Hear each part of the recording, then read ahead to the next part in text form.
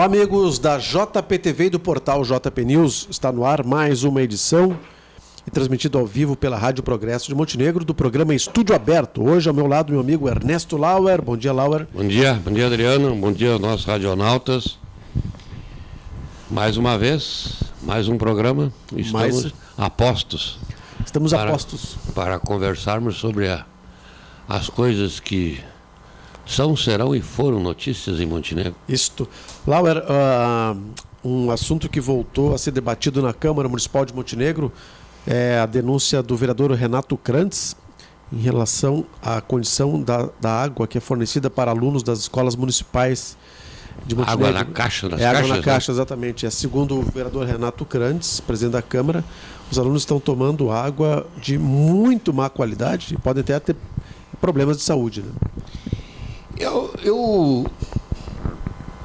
Eu tive uma vez um processo, né, sobre o fornecimento de água. Tu sabe que nesses municípios novos aí do interior, a água é fornecida pela própria municipalidade, né? Eles furam poços artesianos e houve uma mortandade de chinchilas numa criação e houve a alegação de que a água estaria contaminada com cloroformos fecais.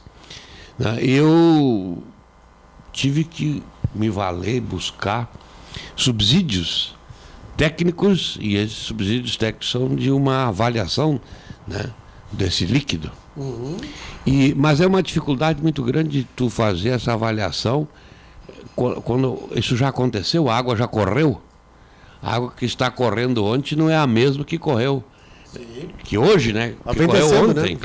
Claro. Né?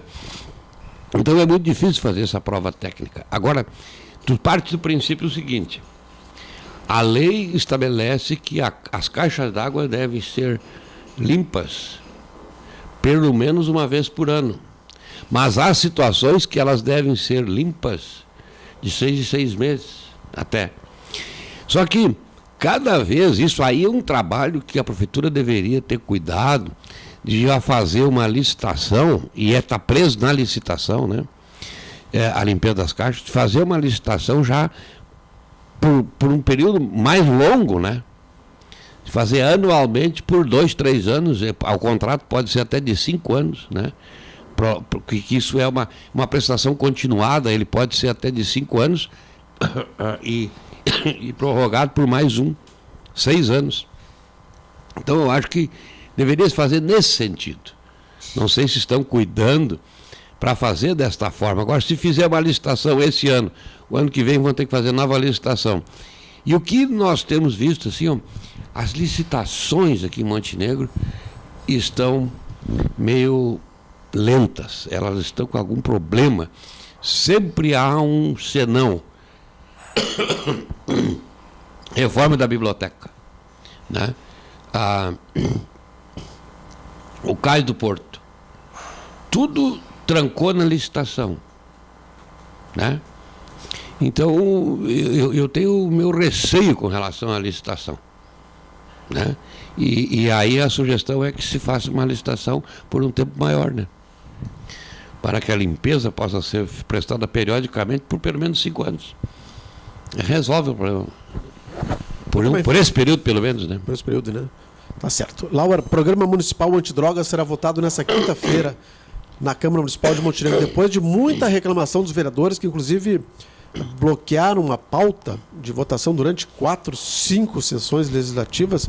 Chega agora finalmente o projeto do PROMAD, que é o Programa Municipal Antidrogas, para ser votados pelos vereadores, né? Para a vereadora Rose Almeida, é extrema seriedade o projeto, uma vez que, inclusive, terá recursos do município disponíveis e ainda possibilita de acessar verbas federais. Eu, inclusive eu tinha me manifestado ao rapaz Alceli, que é o presidente do Comad, né, sobre algumas alterações que deveriam ser feitas na lei. Posteriormente eu mandei essas sugestões da minha parte, né, para a Câmara, e eu acho que foram até aceitas, né? Eu vejo ali que o próprio assessor jurídico fez algumas sugestões de de emenda, né, modificando a redação. Por exemplo, porque o original falava em droga. Droga. Mas o que importa, nós já tínhamos conversado sobre isso, o que importa é a droga ilícita, né? O PROMAD não vai cuidar do remédio, por exemplo. O remédio é uma droga, mas lícita. Ele vai cuidar das drogas ilícitas, né? Como fala ali a legislação federal, né, quem estabelece se uma droga é lícita ou ilícita é a Anvisa. Então, uma nova sugestão que eu dei, né, de que se colocasse a Anvisa, né? Então, fiz algumas sugestões. Eu acho que a lei, como ela foi redigida, com alguns senões, mas que possível de serem adaptados, ela está muito boa. Certo. Laura, tu acha que a Anvisa poderia, então, tem poder de, por exemplo, taxar o cigarro como uma droga ilícita? Porque hoje ela é considerada uma... Tem. É uma droga. Eles têm os técnicos, têm as pessoas capazes, né, de fazer essa avaliação. Eles têm os laboratórios para isso, né? Então, uma vez que eles constatam que a droga causa dependência física ou psíquica, e na verdade o cigarro causa, né? Causa, né? Só o sujeito que fumou por muito tempo, que para de fumar, sabe o tamanho da dependência, como é o meu caso, né? Eu parei de novo, né? Mais uma vez, né? Mas dessa vez eu quero que seja definitivo. Claro. Né? Mas a síndrome da abstinência é muito grande, né? É muito grande. E se tu tem essa síndrome, se tu tem essa dependência, porque isso é um condicionamento, né? Tu é condicionado a fumar. Então, a nicotina, com 2, 3 dias, sai do teu corpo. Agora, o condicionamento, ele é psíquico. Isso perdura. Né? Parece que está sempre tendo alguma coisa para levar na boca. Tal, né? Eu ouvi falar que um dos itens que barram a colocação do cigarro como uma droga ilícita seria o imposto e também, arrecadação muito grande. E também o número de desempregos que ele causaria. Sim. Até já está se estudando uma possibilidade de realocação, por exemplo, em Santa Cruz, das pessoas que trabalham na indústria fumageira para outro setor, justamente talvez pensando nessa questão. Buscar também essas áreas de plantio do fumo, né? Alternativas, né? de plantio, né? Outro tipo de plantio. Já estava se investindo nessa finalidade. Agora, realmente, o imposto talvez seja o fator mais determinante, né? É o imposto. Antigamente eles diziam que as companhias de cigarro teriam feito uma proposta de que eles asfaltariam todas as rodovias do Brasil pela isenção do imposto de, não sei, 10 anos ou 20 anos, né? E o governo federal não topou. Então, tu vê o tamanho que é a arrecadação vinda do cigarro, né, do fumo. É verdade. Bom, o Lauro conhece bastante esse assunto, né? Que é a Associação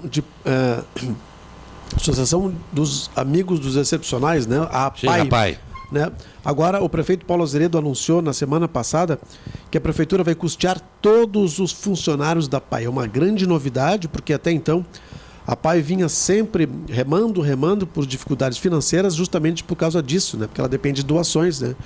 Como é que tu vê esse anúncio aí do prefeito Paulo Azeredo, Laura? Bom, a APAI já teve funcionários pagos, né, pela prefeitura. E isso foi paulatinamente, assim também a Escola São José, né, porque a escola comunitária também teve, mas em troca, né, havia bolsas de estudo. Claro. Né? A educação, ela é pública e educação privada. Né? A APAI, ela desenvolve um trabalho público, mas ela é uma instituição de direito privado. Né? Então, ela tem que se inserir nesse contexto de pública, através do quê? Do atendimento especial que dá a essas crianças. Isso já é comprovado, claro, né? Sim, mas acontece o seguinte, isso nós vamos ter que direcionar, nós vamos ter que fazer com que haja uma contrapartida da APAI. Entende? Perfeito, claro. Essa contrapartida tem que buscar. Então, isso é um convênio. Né? Esses convênios já existiram longo tempo atrás, já existiram. Né? Eu nem sei mais se estou fora da Câmara há mais de 3 anos, eu não sei se a do São José ainda persiste, mas era uma ou duas professoras já que vinha sendo pago, porque no início, quando se fez a escola comunitária, a prefeitura se responsabilizou por pagar um número X de professores para viabilizar, né, a escola. Da PAI foi a mesma coisa, mas com o tempo isso caiu em desuso, né, e deixou de ser praticado. Se agora o prefeito diz que tem interesse em fazer isso novamente, a primeira coisa que ele vai ter que fazer é ter um subsídio jurídico, né, através de uma lei autorizando firmar o convênio, ver a contraproposta, né, que vamos dizer, vai aumentar o número de atendimentos, por exemplo. O que a PAI vai dar em troca? Hoje ela já está fazendo o atendimento. Se ela está fazendo o atendimento sem que a prefeitura pague os professores, agora para que todos os professores sejam pagos pelo município, o que ela vai aumentar? Qual é o trabalho maior que ela vai oferecer? Então, nós temos que buscar também, na área, né, são professores, né, buscar também que haja banca, né, que haja um número de professores suficientes para atender o ensino normal, né, o ensino fundamental, o ensino médio, que é mantido pelo município, e também haja dotação orçamentária suficiente para isso. Quer dizer, não é só o falar, tem muita coisa que tem que acontecer antes, né? Aqui se promete, mas não se cumpre, né, as pré-determinações necessárias e exigidas legalmente. Tem que ser aprovado pela Câmara. Claro, também, né? Tem que ser aprovado. E depois dá com os burros na água, aí sobra para todo mundo. Laura, uma outra manchete interessante aqui que está no Clique RBS. O primeiro do estado, né? O novo presídio de Venâncio Aires terá segurança privada. Que novidade interessante essa, né? A segurança será privada, né? Hoje, por exemplo, a penitenciária modulada de Pesqueiro, a segurança ela é feita pela Brigada Militar, né? A externa. A interna pelos agentes penitenciários. Aí o que dá a entender que nesse presídio toda a segurança, né, será tanto privada. A interna como a externa, será privada. Seria um meio termo entre o presídio, né, privado, né, explorado, que o ente público paga um valor X para a empresa que explora o presídio, que construiu, que explora, e aqui no caso, então, é uma empresa privada que vai cuidar, né, desse trabalho e vai receber um X do governo do estado. Período experimental de 6 meses, mas pode ser prorrogado. Tu acha que pode dar certo isso? Eu acho que sim. Tu acha que é uma solução? Acho que sim. Veja, dentro do funcionalismo público, isso até por o andar do tempo, pelo lobby dos funcionários, e que o lobby é muito forte, os funcionários públicos tiveram uma série de privilégios, né, que na iniciativa privada tu não tem, né? Então, com isto, tu pode ter um custo mais baixo, inclusive, né? Preço de vida, a insalubridade, periculosidade. Então, essa série de coisas aí, na iniciativa privada, tu pode resumir num só, que seria o perigo de vida, né? Periculosidade. Então, eu acho que para o Estado vai ser vantagem, né? Agora, nós temos que ver, né? Nós temos que ver que tipo de contrato. As empresas também não vão botar prego sem estopa, né? Não vão arcar... não vão ser paternalistas para aliviar o Estado, não. Nós temos que ver, né? É verdade. Bom, vamos lá então, Ernesto Lauer, mais informações aqui que estão chegando, informações do portal JP News, outros portais. Agora a gente vai entrar no esporte. A notícia do esporte dessa quarta-feira é o julgamento do Grêmio, que acontece no STJD, às 14 horas em Porto Alegre, em função das acusações de racismo no estádio da Arena, né? Como é que tu, aí como um ex-promotor, um jurista, como é que tu entende que vai ser esse julgamento, Laura? Olha, eu vejo assim que já houveram manifestações, né? Inclusive de pessoas que fazem parte do tribunal, no sentido de serem rigorosos. Eu acho que o Grêmio vai cair fora da competição. Né? Isso é o mínimo que pode acontecer. Isso é o mínimo, né? Mas o que tu acha que pode acontecer mais do que isso? Pode acontecer mais. Pode ter. Perda de mando de campo, né? Perda de mando de campo, né? Fora da competição, perda de mando de campo. A torcida propriamente dita não há uma aplicação. Isso é o próprio time tem que fazer, como já fizeram, né? A geral foi suspensa, né? A presença da geral no estádio foi suspensa. E o próprio Grêmio, o Internacional também faz a mesma coisa, eles revertem benefícios em favor da sua torcida, né? Pagam passagem, pagam ônibus, pagam valores, né, para essas pessoas, e isso tudo vai acabar, né, terminando, cessando, né, porque as torcidas, veja, o Grêmio já teve problemas com essa torcida há bastante tempo, né? Tiros, isso e aquilo já aconteceram. Então, está na hora de se tomar uma atitude, mas essa atitude mesmo, ela tem que ser do time e do Poder Judiciário, né? Que isso já está... Hoje, inclusive, a menina deve depor, né? Ontem já houve depoimento de outros 2 que participaram, né? Então, nós estamos aí em compasso de espera para ver qual é a atitude do Poder Judiciário, né? E proibir, inclusive, a presença, a participação dessas pessoas. O grande debate que se faz hoje é se o clube deveria ser punido ou os torcedores identificados, Laura. O problema é assim, ó, quando tu faz uma campanha de sócio, como o Grêmio fez, né?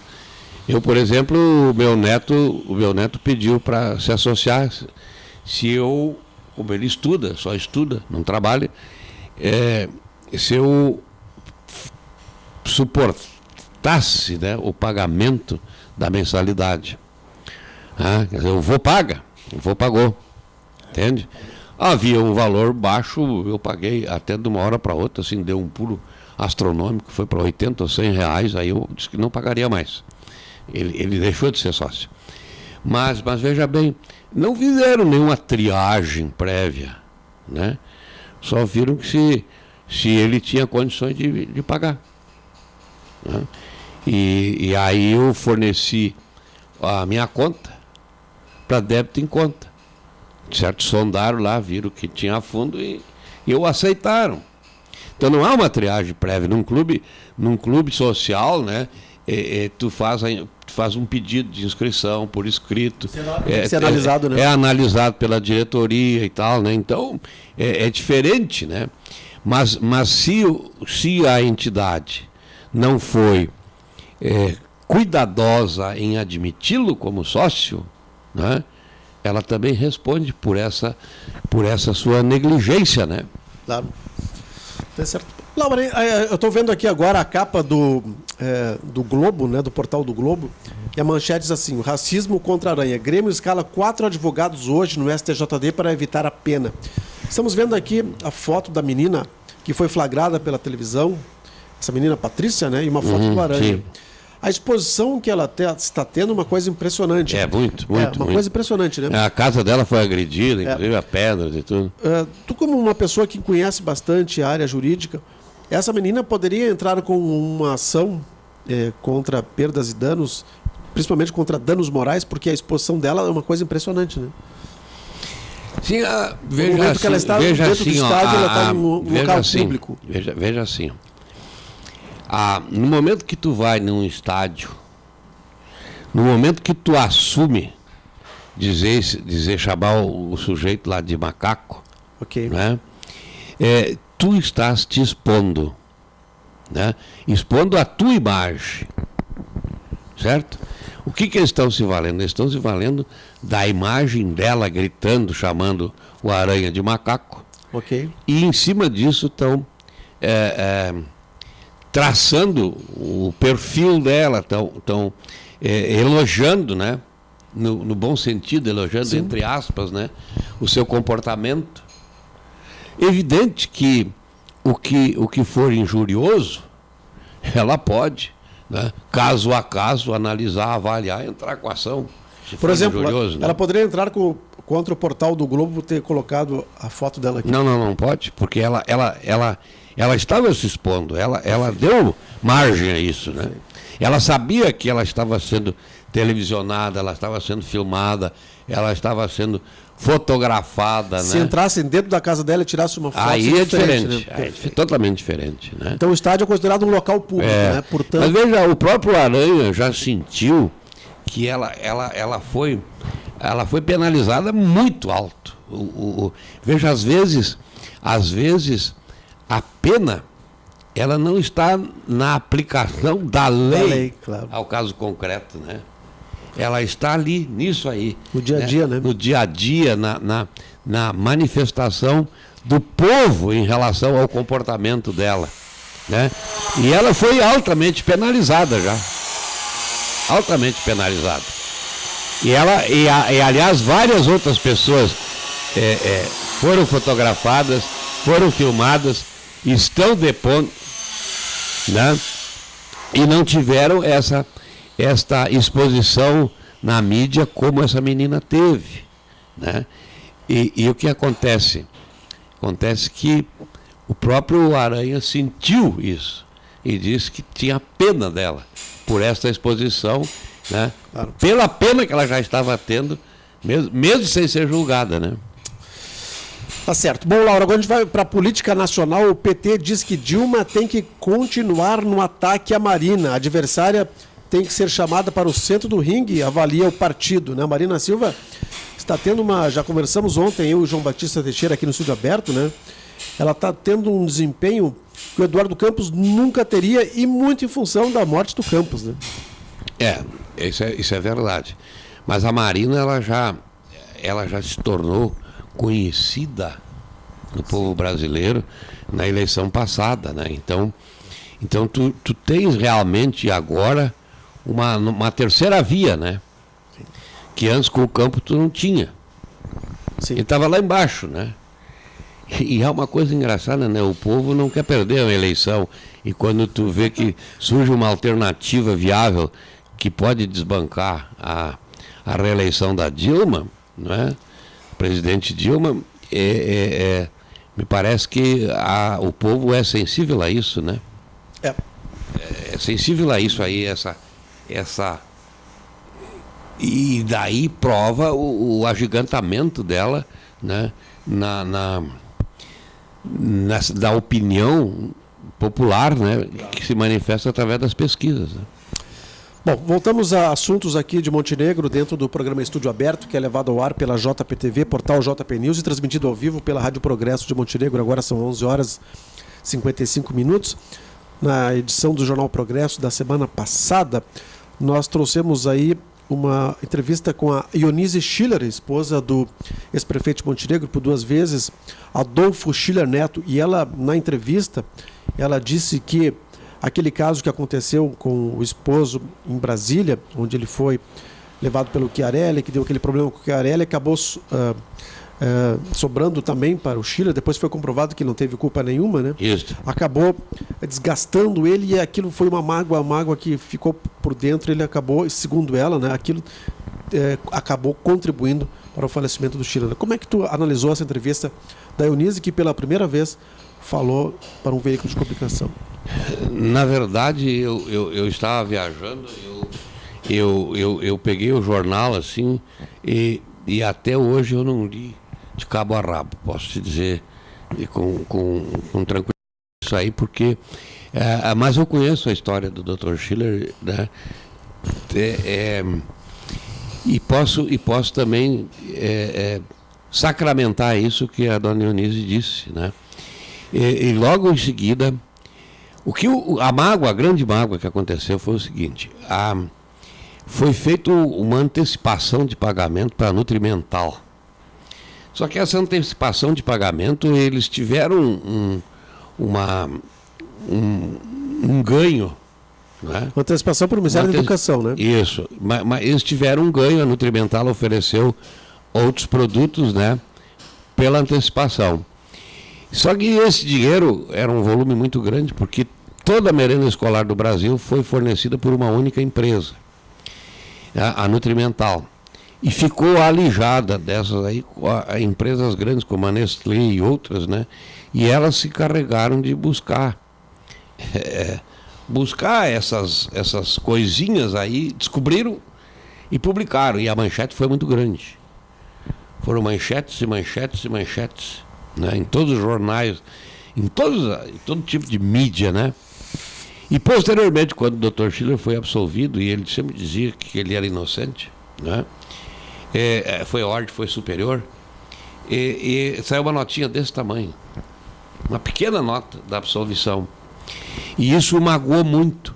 Eu me lembro muito bem que eu estava saindo do Banco do Estado do Rio Grande do Sul, na praça ainda, e ele me encontrou na rua e disse: Lauer, olha aqui o que fizeram comigo, uma notinha desse tamanho da minha absolvição, quando foram páginas e mais páginas, né, imputando a mim uma coisa que eu não fiz. Claro, ele teve muito gasto, ele teve que bancar advogado e tudo para até ser absolvido. Então, e isso desgastou. E logo em seguida ele teve um processo inflamatório. Todos nós temos micro-organismos, né, principalmente na área do estômago e do intestino. E um desses micro-organismos migrou para o coração. Ele teve um problema numa válvula, né, que teve que ser substituída, e ele passou por um período de infecção muito sério. E graças aos pais aí da Fernanda Renner, né, que fizeram um exame e descobriram um antibiótico eficiente, e ele se curou. Mas ele teve que fazer uma cirurgia para troca de válvula e tudo. Mas isso devido ao quê? A baixa. Quando tu está para baixo, quando tu está down, né, a tua imunidade também desaparece. Né? E foi o que aconteceu com o Dr. Schiller. E veja, pessoas na idade do Dr. Schiller estão conosco ainda hoje, né? Ele tinha muito vigor, ele caminhava, ele se cuidava e tudo, mas de uma hora para outra baixou a imunidade e deu o que deu, e realmente ele sofreu por causa disso. Tá certo. Lauer, ficamos por aqui com o estúdio aberto. Tá, obrigado pela participação. Um abraço, tudo de bom. Ok, fiquem agora para quem está ouvindo a gente pela RPM Rádio, com a boa música da RPM.